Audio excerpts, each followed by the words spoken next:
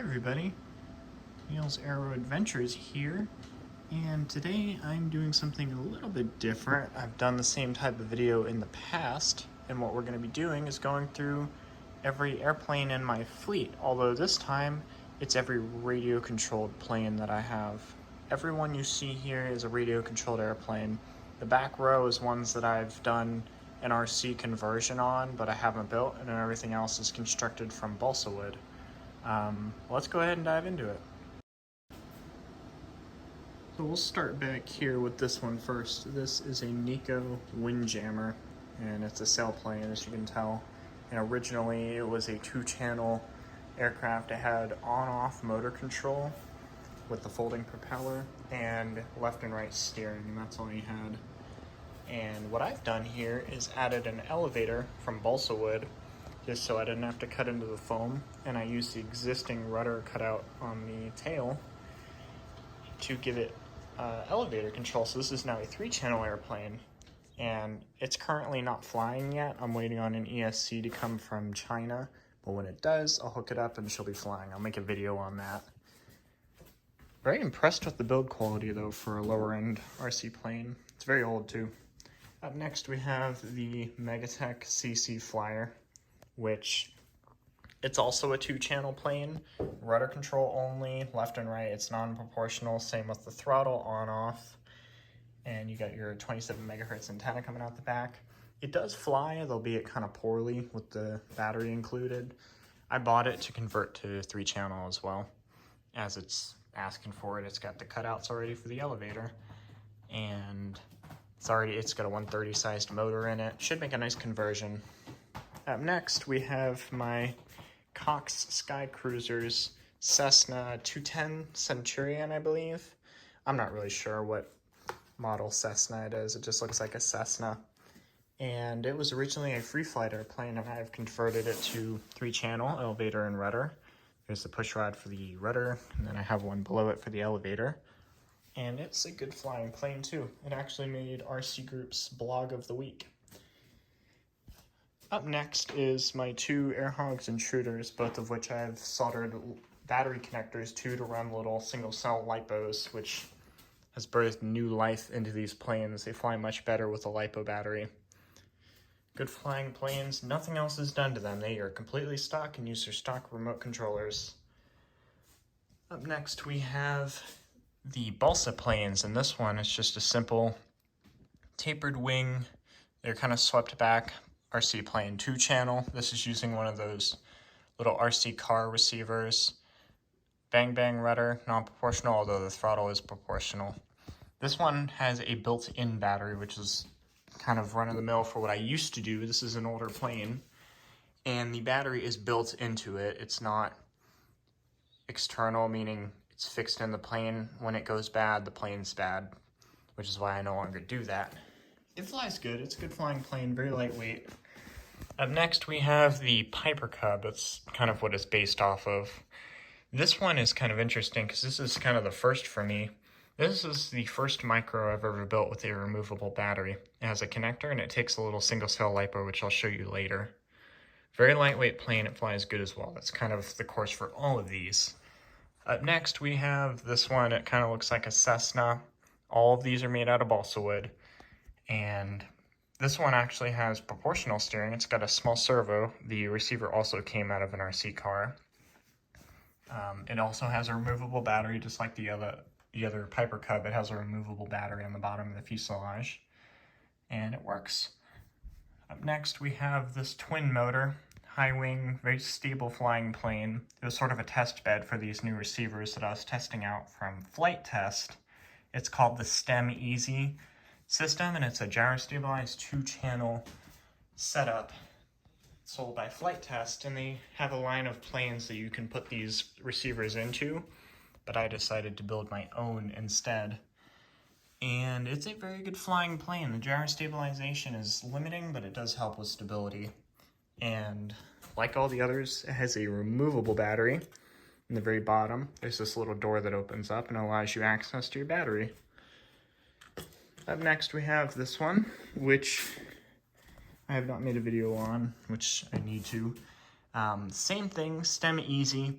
It's a twin motor. That's what it uses to steer. It uses the thrust vectoring to steer the airplane. There's no moving control surfaces. And just like the first one, this one has a removable battery, the same underplating, gyro stabilized. It's a good flying plane. Good system that I'm planning to make more aircraft with. It's been very successful. Up next is just a simple high wing 2-channel plane, just like the one over there. It's just a on-off rudder, non-proportional but proportional throttle, using one of those little $15 RC car receivers. It's very simple, has a removable battery. In the bottom, you just slip it in there, connect it. It's a good flying plane. It's one of the lightest weight ones I've ever built. Nothing special about it though. This one is kind of interesting. This here is the first I've built using a proper hobby grade receiver. It's a DSNX2 capable micro receiver that powers servos, and it allows for much more precise control, including elevator. So I have elevator and rudder control and proportional throttle, obviously. And it takes the exact same battery that all of these take. They are single cell 250 milliamp hour LiPos, which I'll show later. It's a very fast flying plane, and it gets about 5 minutes of flight time. It's featuring a direct drive motor. It's an IDA gear drive, but it is a good flying plane. It's a lot of fun to keep in the air. Up next is one that I've just recently made a video about. This is my biplane. I call it the Duster, and it's not really modeled after anything. It's got a little bit of a Pitts look from the wings, but it's a good flying plane. It has a little gear drive that went to a Park Zone Micro Champ or a Hobby Zone Champ, I'm not really sure. Removable battery, just like the others. This one features a magnet battery door, kind of like this one actually. It has the same thing, but it's a little door that opens up and it's held closed by a magnet. And I used some pieces of rubber band for a latch, for a hinge. There's a connector in there, and when you're done, it closes on its own. Now, finally, for the planes is this one, which I'm currently working on. I just had a battery connector fail on it. I have to resolder it to the board, but it has a little gear drive motor, 3-channel. You can see this is a good example of how these 3 look on the inside, including the Cessna. That has the same system as well. Very small servos, very micro-sized little push rods that push the rudder and elevator. They fit in there nicely. This is the receiver. This is what all of them have. It's a very small receiver, and that's it next to my finger. It's a small receiver. It's good. It's lightweight, and it gets amazing radio range, which is nice. But this one, I'm putting a little battery door on the bottom of to hold the battery in. That's a work in progress. It flies, it needs some work. But that's all of the airplanes. I'll go ahead and show you what powers them. So we've relocated to my work desk just for the sake of convenience. And what I'm doing here is demonstrating my battery storage system and how I keep track of what's charged and what's dead. Now, as you can see, they are labeled charged and dead. This is half of a pencil box. And the purpose of this is to just help me keep track of what batteries are charged and what batteries are dead. And for the models that have non-removable batteries, I take a piece of balsa wood and I color it in the color of the plane. And let's say this plane is dead, it goes in there until I charge it. Now, I'm not perfect. Sometimes I'll accidentally put a dead battery in the charged section. So every time I fly with any battery, before I do so, I check it using this tool. Now what this is a battery tester. It can show you your voltage and your capacity of whatever battery you plug in. It works for both nickel metal hydride, nickel cadmium, lithium polymer, lithium ion, all of them. It lists them all right there. Now what you do is you take your little battery and you look and see that on the right, all the way on the right side of this pinout is the ground. Now what you want to do is make sure that your ground goes on that end of the input. As you can see here, my ground wire, the negative, is all the way to the right. And we're going to plug this into the first 2 pins since this is a single cell LiPo. And as you can see, 48%, it's run down, and I would consider that dead. So we'd put it in the dead section for charging. Now, let's say we have a charged battery right here. Again, we'll make sure the negative is on the right side. Plug it in. 97%. That's fully charged. It's never going to be 100%, but 97%, that's a charged battery. We have a 2S LiPo here.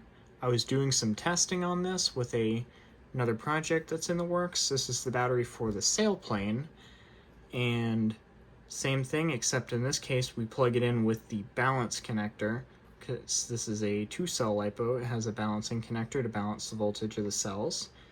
We'll plug it in just like this with the ground on the right side. Now sometimes the connectors can be a little bit tricky. This is universal. Plug it in, 95%. So this, if it's in the high 90s, I consider it full. So this battery can still go in the full section, the charge section. Now you're wondering what these AA's are. They're rechargeable batteries. I might as well put them in here. Those are my rechargeable AA's. I no longer buy disposable ones, as this is more value per dollar. Anyway, moving on, I'll show you what controls all these planes. I've showed you what powers them. It's time to show you what controls them and keeps them out of trees.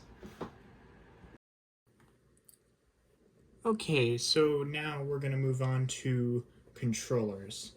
First up is probably the most barbaric one I have, and it's the Megatech CC Flyer controller. This is why I want to convert it to 3-channel, because this is primitive, left and right, non-proportional. This doesn't even do anything. It's just up only. Very basic, 27 megahertz. It's not reliable, it's glitchy, but it works. Up next is my tried and true Spektrum DX6E. It's a very good transmitter, versatile, holds many models, many settings, endless adjustments. It's a great remote.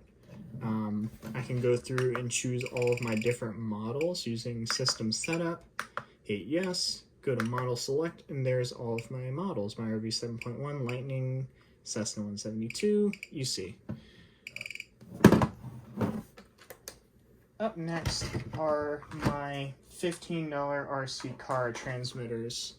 Now, these two, although they appear different, they are the exact same thing on the inside. What I've done here is taken a 27 megahertz single channel controller from an old SD's plane, and I took the guts from the pistol grip controller and moved them into the casing of this to be more traditional, like an RC plane. Now, there's no throttle stick here because the throttle is on the back.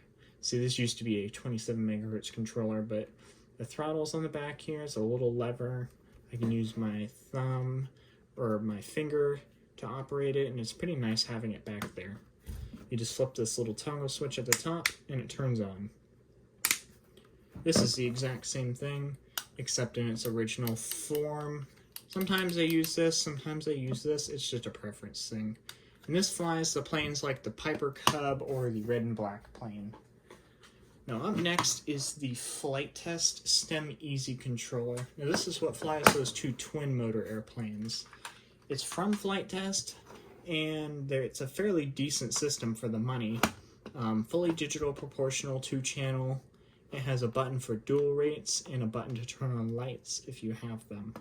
Flip the switch and you're on. These are not trim buttons though. These are just blank buttons that don't do anything, and it doesn't need trim because they're gyro stabilized, but it's odd that they're still there. Finally, we have the controller for the little purple and green plane that doesn't have a name, the digital proportional one, which this actually has full digital proportional control. It's smooth moving, it doesn't click, same with the throttle, and this is fully specific for that airplane since it's the only one that runs that receiver. It is nice to have the control though. But that sums it up for the controllers for those airplanes. Well, that's all for now. I hope you enjoyed watching this video, and if so, like and subscribe for more aviation content like this. Thanks for watching, and happy flying!